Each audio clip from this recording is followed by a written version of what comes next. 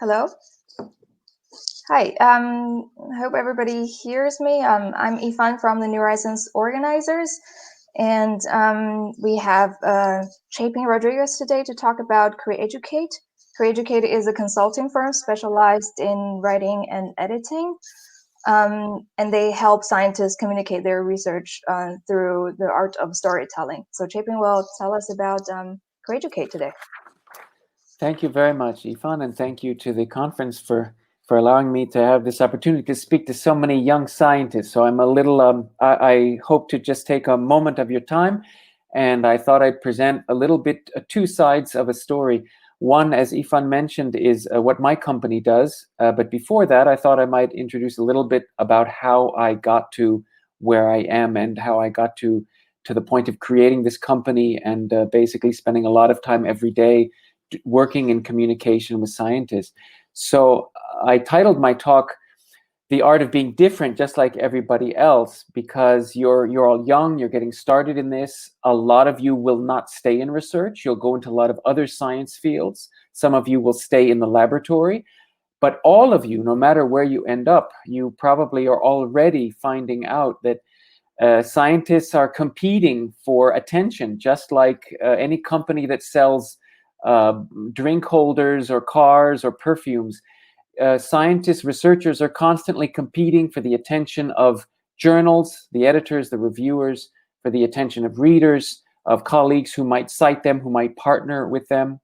Scientists are constantly competing for the attention of grant agencies to get money for what they do. So all of you are trying to kind of beat your drum and make noise and attract attention to yourself and money, hopefully. And what my firm does, what I've been doing over the years, is help scientists communicate with other scientists. So what I will talk to you today about is my road to that science communication, where, again, we don't work so much in public communication of science, helping scientists reach general public. Rather, we help scientists reach other experts. They can be scientists in exactly the same field or usually slightly different fields, sometimes even distantly related fields. So what brought me to this point? So I've had an interesting path. So I started out my research career working in protein crystallography, structural biology. But during that work in my PhD, and certainly later in my postdoc, I got quite involved in biochemistry, in cell biology, quantitative analysis, qualitative analysis of proteins and different parts of cells as they work, viruses as they interact with cells. And then even after my postdoc, as I began to see that I didn't want to stay at the wet bench, I was also involved in research on residents at medical school, so education research, trying to understand why certain MDs left their training before others. At the bottom of this slide, you can see some work. I was involved in doing meta-analyses of clinical literature related to survival and outcomes for cancer patients. So this kind of random sampling of work from my own research, I'm just trying to show you that over the years I was involved in a wide variety of things. And I think that I really fell in love with that. I fell in love with working on a diversity of complex projects. And I think that's a lot of what contributed to me leaving the lab and deciding that what I really like to do is kind of be a translator or a bridge. So in a way, what I realized is that I enjoy more working on a variety of projects for shorter periods of time than I do becoming more and more of an expert about more and more restricted knowledge. So as the joke goes, experts are people who know more and more about less and less. And I think I've decided over the years to become a bit more of a generalist. And so what I have come to do over the years is act as this translator, as a bridge between scientists in one field or in one type of project who have to reach journal editors and reviewers who are not completely overlapping, or grant agencies who have a broad call, and these specialists need me to help establish that their work can really appeal and provide a return on investment within that broad call. So I work in this area of science communication so communication between scientists, but there are really many careers for any of you who are at all interested now or later in what they call alternative careers. These are just a sampling of things that jumped into my mind. I think that during this Neurizons conference, you'll also encounter other, even more career tracks. But certainly feel free to email me. You'll have my email address at the end, and I can give the slides out to, I will send them to the conference organizers to forward. Feel free to write me. One of the things that we actually do as a company is advise scientists like yourselves on career paths. These are the ones that occurred to me. There's also in red, I've given you a link to a talk on YouTube, a career talk that I gave at a meeting for young scientists, all about alternative careers. I want you to understand that you as researchers have a lot of career options. There are more and more companies and institutions that are interested in your analytical skills. Many more so, in fact, than when I was a graduate student. In my day, there were basically two tracks. You either stayed at the bench or you went to the dark side. And the dark side was industry, like pharma or other biotech, or it was management consulting. And since those dark days, the number of career options, and I don't mean job options, I mean career options that can take you all the way to glorious retirement, that number of those options has really increased. So even if you're really burned out on the lab and you're just looking around, certainly do see what else is out there. There are different possibilities. Now, I ultimately chose this road. And what is this road? So what our company does, you have the website at the bottom, and we have major operations in Europe and in Asia. So the website for the Asian firm, it's less complete. It's the same website with .hk for Hong Kong. What do? We have mainly 3 lines of work. We help scientists communicate their work to other experts. We help scientists actually design their research. So we even partner with researchers from early stages of a project so that while they're setting it up, while they're figuring out what their groups should be, while they're figuring out what the relevant literature is, what the relevant benchmarking is, we help them from the early stages so that at the end of 6 months, 24 months, or 48 months, those researchers are more likely to have a product, such as a manuscript or preliminary data for a grant, that's going to be attractive to outside experts, to outside stakeholders. Then lastly, we're also doing training work and kind of raising consciousness work for young scientists and not so young scientists, so that you understand what your career options are. So these are the main lines of what we do. And now in the part of the talk that's left, I will just give you kind of a taste of how we approach communication, of what you can expect if you want to work with us, if you would like our help, or just want to talk about or think about how we can help you. This is a foretaste, and I will go into more detail on these things later today at 5 o'clock Central European time during a 2-hour workshop that I'll run within the Neurizons event. So those of you, maybe you've already registered or you're interested, I guess you can maybe contact the organizers if you want to gain access to that workshop. So what we do as a company is we try to help researchers, as I mentioned earlier, be different, just like everybody else. And I have small children, so I can try to be hip with you young people and use the example of minions. Some of you know of the minions because you like them. Others of you are forced to like them because you have small children, as in my case. And I like to use the minion example because they usually congregate in groups of thousands, and from afar, they all look pretty much the same. But if you take just a moment to zoom in, you notice that some of them, or many of them, are actually different. Some have 2 eyes rather than 1. Some have hair, others don't. Some have a banana. Well, most have bananas. Some have an instrument, and some have this red teddy bear. The point is, all of you researchers are trying to get the attention of your audience, of journals, of grant agencies. You have a very limited chance, a very limited time to do that. The attention span of your audience is limited. They've heard similar stories many times before. How do you get their attention and stand out? Well, that's the key. You've got to, within a very short time, without saturating that audience, without too quickly sounding just like the N other stories doing the same thing as your project, you've got to grab their attention and somehow be different. And that's what we do with our clients. That's most of what we do. How do we do that? Again, just a little taste. One of the ways that we do that is we help researchers crystallize or distill out their message into what I call the nucleus. And I call it the nucleus because if you just remember back to your high school or even your university physics, you remember, or chemistry, you remember that nucleus really holds the whole atom together. So it's this densely, tightly packed thing that is the only reason why those electrons are really orbiting around. And so that nucleus is the core, the main message. And in my opinion, you have to briefly, concisely, quickly, concretely answer two questions. One is why your study needs to be published or needs to be funded. What is the knowledge gap that you're trying to fill with that study? And some of you, maybe you're not doing basic research, you're doing more applied. Then you can look at it not as a knowledge gap, but maybe a performance gap. Maybe you're a clinician who's very, very applied, and you want to fill a clinical gap, a treatment gap.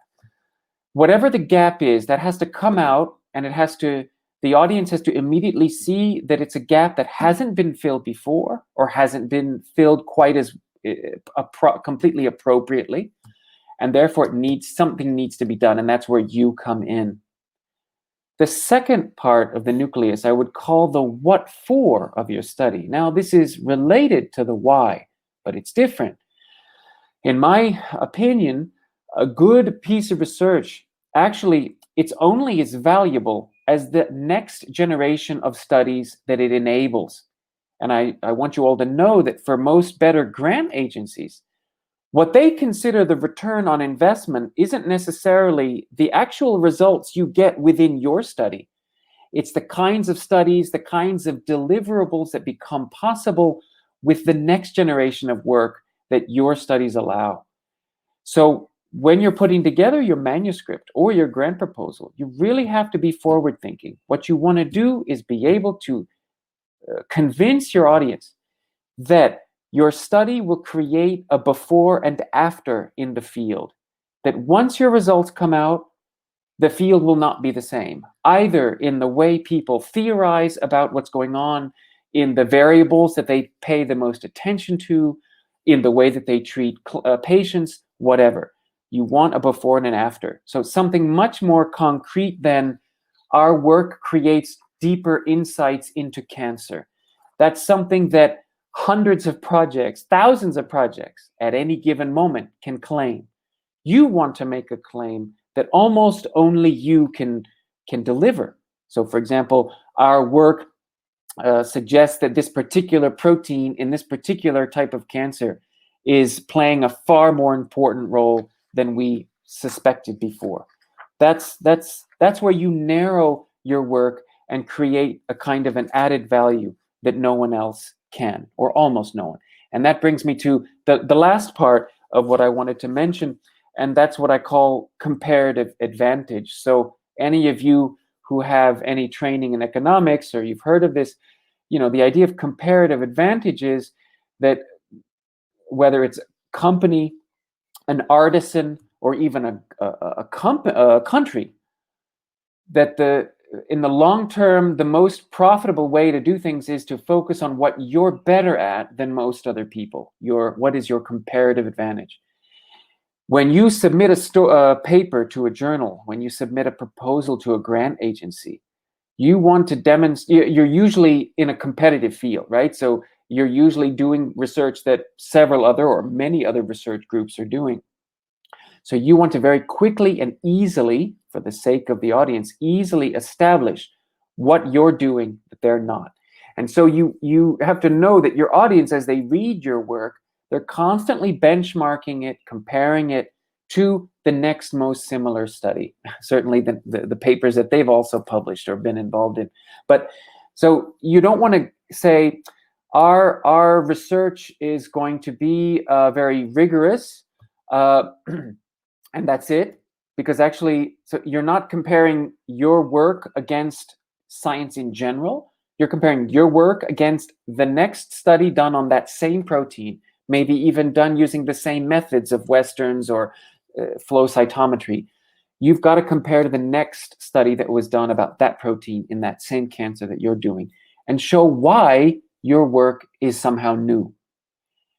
And something else to realize, when I was younger, it was often it was enough just to be new to get into the good journals or to get good funding. So you could say, no one has measured this number in this cell line, so we're going to measure it. Here we are, we measured it, and it's 10.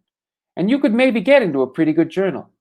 But nowadays, I think for most better journals, if you come to the editor or the reviewer and you say, no one has measured this number in this cell line, their first question is, well, if no one's measured it, chances are no one really cares.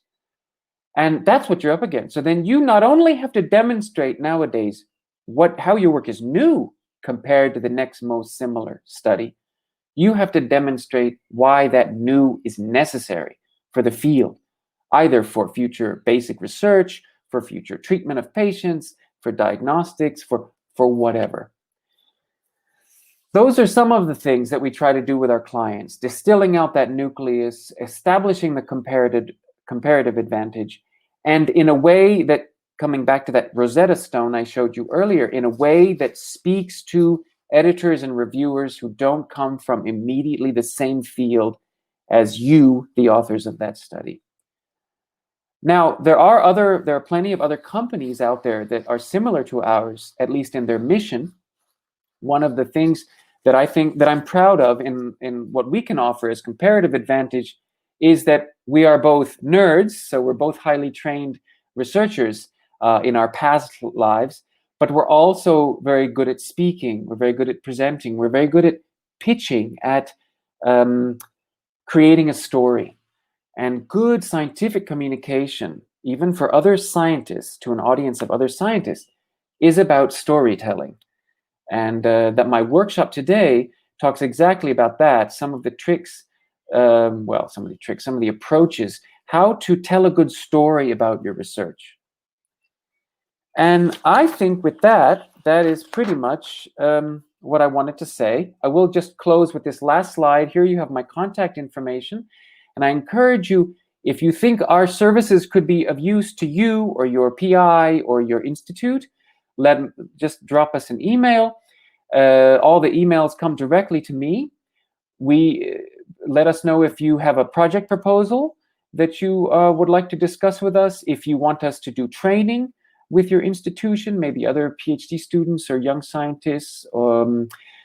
Also, if you are yourself interested, if you really like communication and you're looking for an outlet for that skill, don't hesitate to send me your CV to get in touch, because I'm always looking for the model that our company uses. Is we basically look for really good talent who can help out on a project-specific basis. And we like to have a pool of people from a range of fields and backgrounds. So don't hesitate to get in touch. And with that, that sort of concludes my part, Ifan. So I'm certainly open now to comments or questions from the audience. Great. Thanks, Chapin, for the talk. We have a few questions, and I'll just invite the most popular question is by Safak, and she would not like to be on the screen, so I'll just read the question out loud. It is. Yep. The question is, do you think it is realistically possible to have a teaching job outside of academia? Stigmatically, most of the universities expect researchers to teach and lecturers to have their own research. That's a good question. I think there are definitely, you have to search a little bit. When you're doing a PhD or a postdoc, you're deep within that academic environment of research intensive.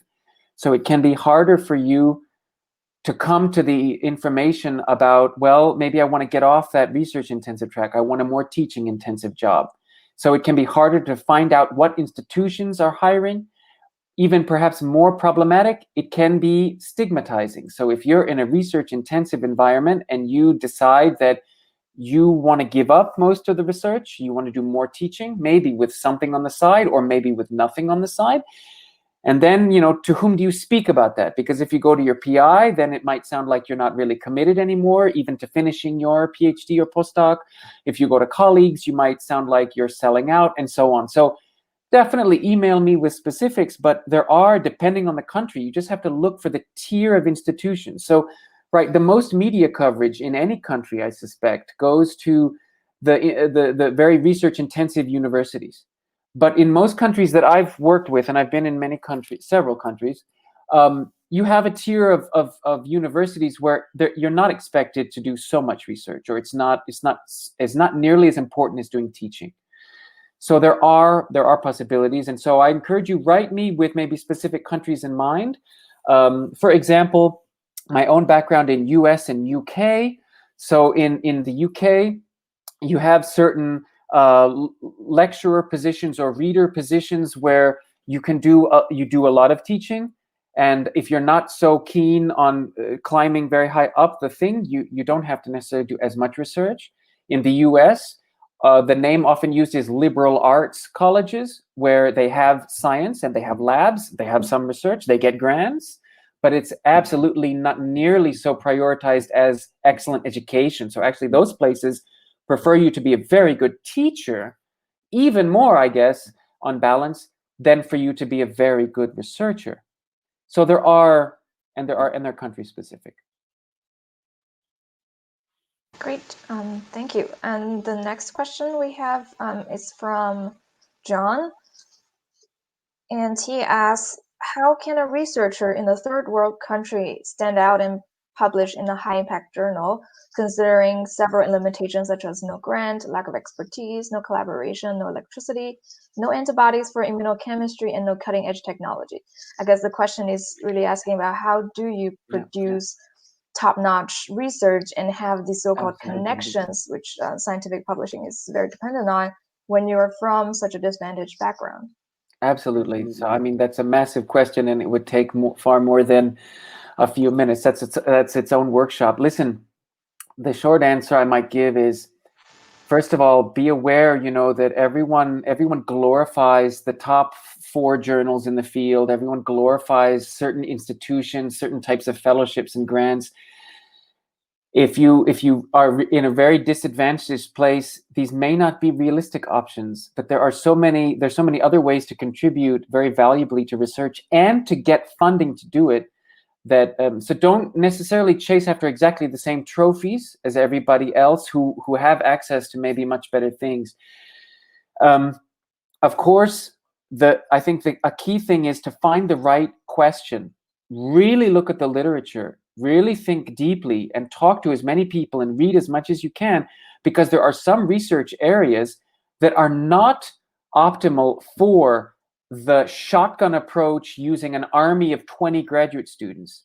They're actually research questions that often take longer, but may not require all of those high-end omics equipment that rich labs have, but others don't. So by very judicious selection of your research project, you can already give yourself a better chance to have a strong paper at the end that even better journals will like. So orphan diseases, for example, that no one is really working on, and yet you can address them with cutting-edge questions with relatively simple machines and reagents. Learn to try to find those. Read review articles, especially targeted at so-called developing country scientists that are helping you to pick such problems. You can also write to me. We can think together about it. But judicious choice of your research problem.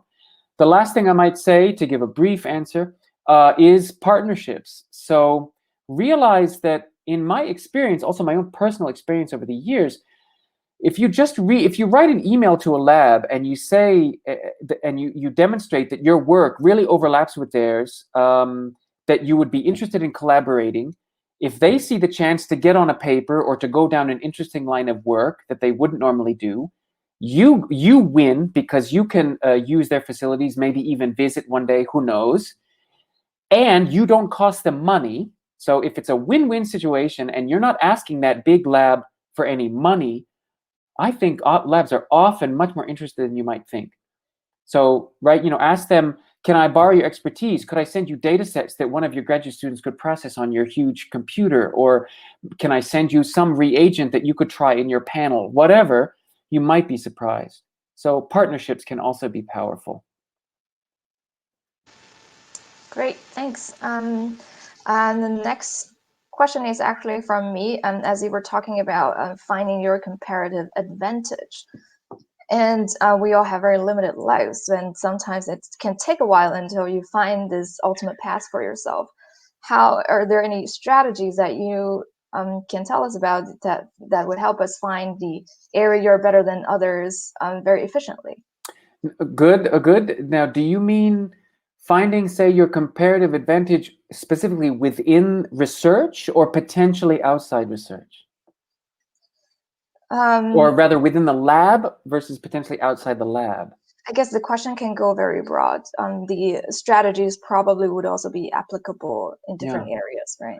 This is a trick question, probably, in case there are any PIs who are listening, because I would say the problem is, as you all know in the audience, when you're doing research, it takes a hell of a lot of time, right? It just absorbs your life. And I worked at an institute as a writer, scientific writer, and I was a bit older. And then I was once again in contact with all these PhD students, and I was just amazed when I saw how many of them were married, had small children, had hobbies, had side jobs. I thought when I was a graduate student, I didn't have time for any of that stuff. I didn't have time to cook dinner, right? So I don't want to tell you how many nights I ate cold pasta, or basically you boiled it the minimum time, so it's still kind of crunchy, but you don't care because it's midnight and you have to get up in 6 hours to continue purifying your protein. So I would say first piece of advice is if you feel something inside that says, I have a lot of skills, I really want to maybe explore them, let them come out a little bit before I decide on some 10-year career plan. Honor that and fight against that. Create space and time for yourself within a PhD or within a postdoc to explore that. So if I go back, if I have a second, to this slide here, if you look at a lot of these career paths, one of the easiest ways or standard ways in is to start writing. For example, to start a blog, to write pieces of text that you then send as part of a portfolio. If you're applying for a job in journalism, if you're applying to work at a publications department or PR department of a research organization, or if you want to work at a museum, somehow an outreach or education, if you want to get into publishing, scientific publishing, one of the standard, and I mean, I looked at this many years ago. You want to go work as a scientific journalist at Nature or something. Very often they ask you to write a news and views piece. So while you're working 80 hours a week in the lab, write a few pieces on science, for instance, or on topics that interest you. That way you can exercise writing. Do some volunteering, maybe on the weekend, right? On a Saturday or a Sunday, volunteer in a museum, volunteer even teaching occasionally, doing online tutoring. Basically, create that time and space, usually, unfortunately, doing unpaid things that allow you to practice and sharpen those other tools and see if that pulls you in a different direction. Oh, sorry, I will add one more thing. You can also be lucky or unlucky during your PhD or postdoc. Your PI comes to you, or you see as an opening on a poster in your department. They're looking for, let's say, a facilities manager. They're making a microscopy facility, some core facility, or the research institution wants a writer. This happens more and more now. So postdocs will say work 20% of their time doing scientific writing for that institute, doing some kind of outreach. Look for those. And then it's even better when it's advertised within your department. You can go to your PI and say, I saw this. Is it okay if I work a couple of hours a week doing this? Wow, that is great advice. Thank you. We have even more questions coming. The next one is, what activities do you recommend for improving one's storytelling skills? This is asked by Nico. Yeah, that's a great question. Okay, I can give you some concrete tips that I've developed over the years. These are now, so I will say all these things. None of you will do them, but maybe I'll plant a seed and you'll try to do them. So what I want you to do is give it whenever you give a talk, or if you give a draft of a paper to someone else, to a colleague, quiz them. Don't ask them afterwards, how was it? Was it clear? Did you understand it?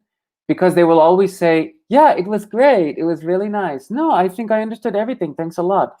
No one will give you, ask them very pointed questions that actually force them to echo back that nucleus that I mentioned to you. If I go to the, so basically have them put the paper down right after you finish your PowerPoint, ask them, okay, why am I looking at that protein? Because that disease. All right. Now you've heard of that disease before. Other people are working on it. So what am I doing about that disease with that protein that other ones are not? And see if they come back with, you're the one doing the first high throughput screening, or you're the one looking at gene X and not gene Y that everyone else is focusing on. And then you say, good, so why am I looking at gene X at all if no one else is, or few people are? And see what they come back with.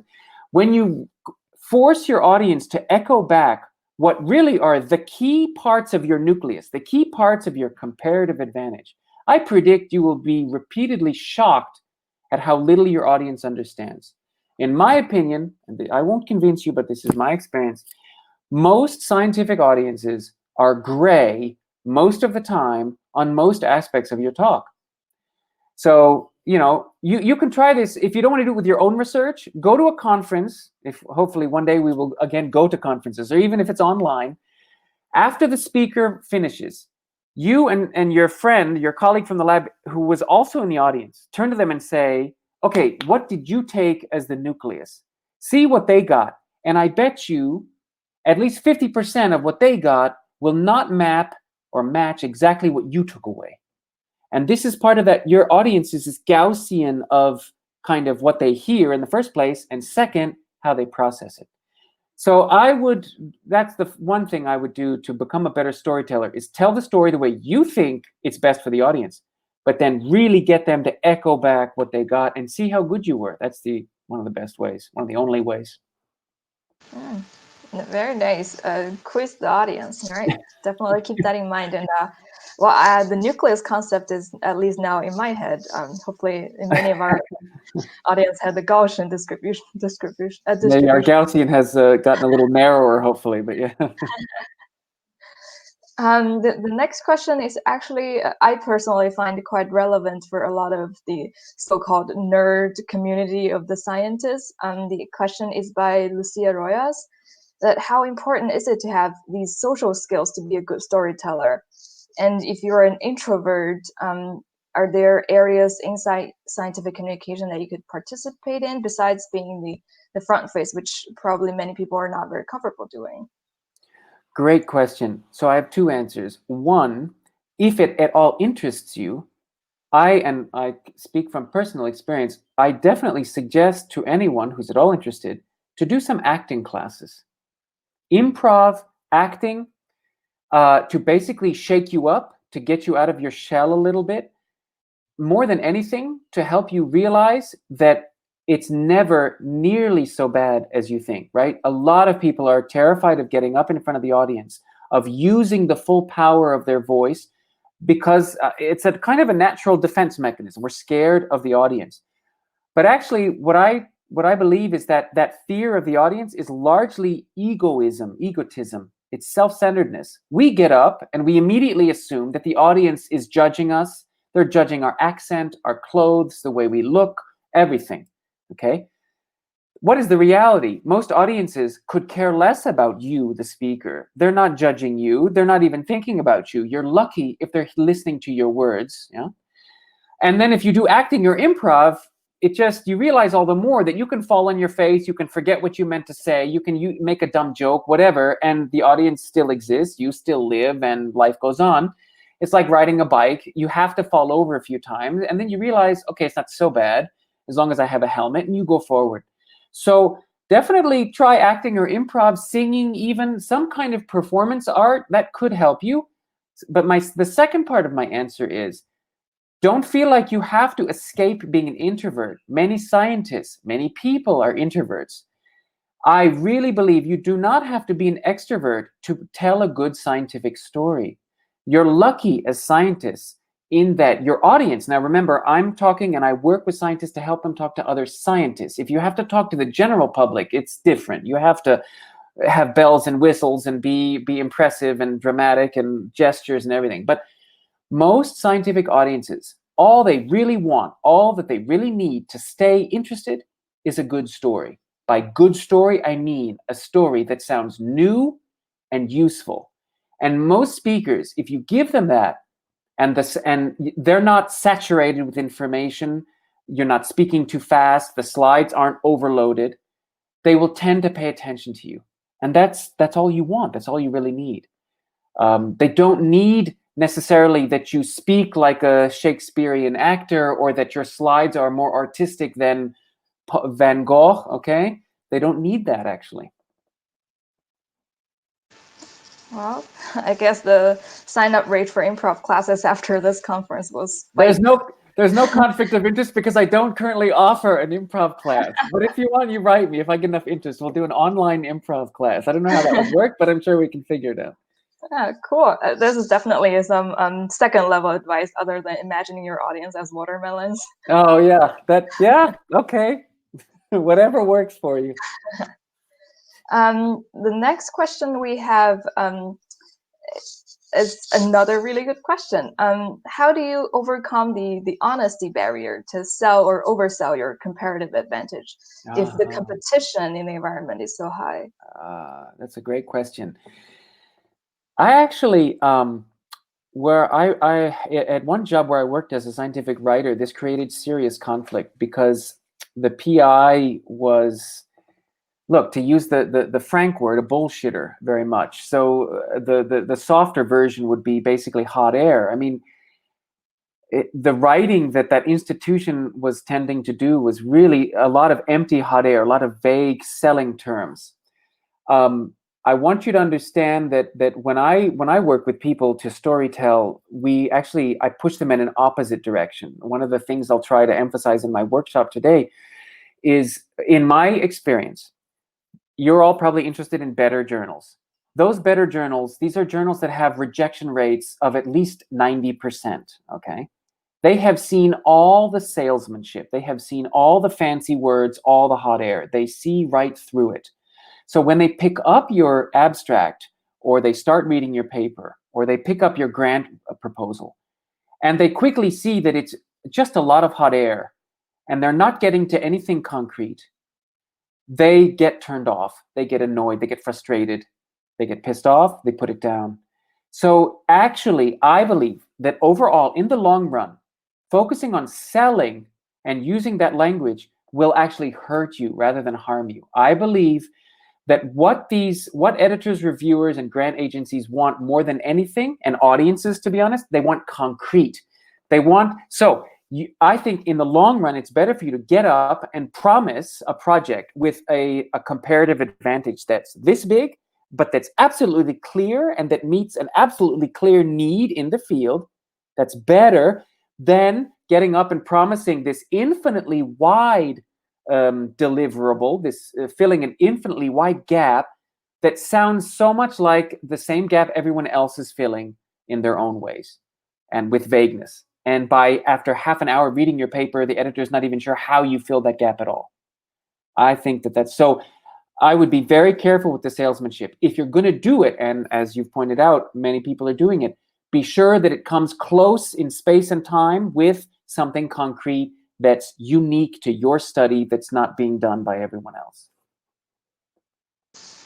Yeah, thank you very much. I guess the key takeaway here is really the substance is what matters. Salesman I is think in the just long run.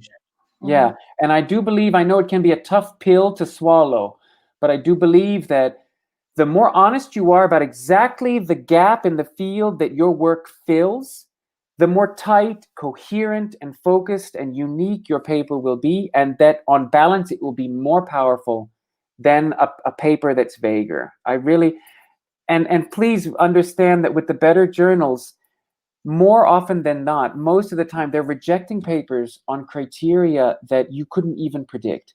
So even if you sell up your paper, they could easily turn around. In fact, they usually do. They turn around, they reject it like that, just because for them, something is not sexy enough. And that's it.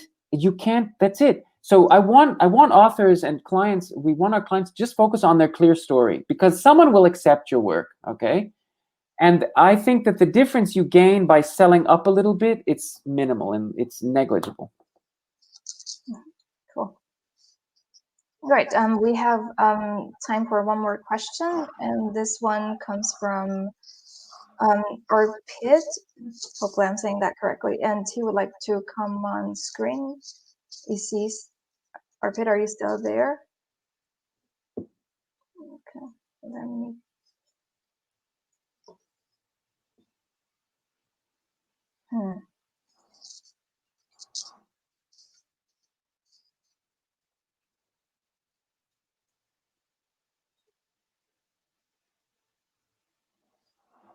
Okay, I'm inviting him to be on the screen and ask the question directly, and he's accepting it and connecting.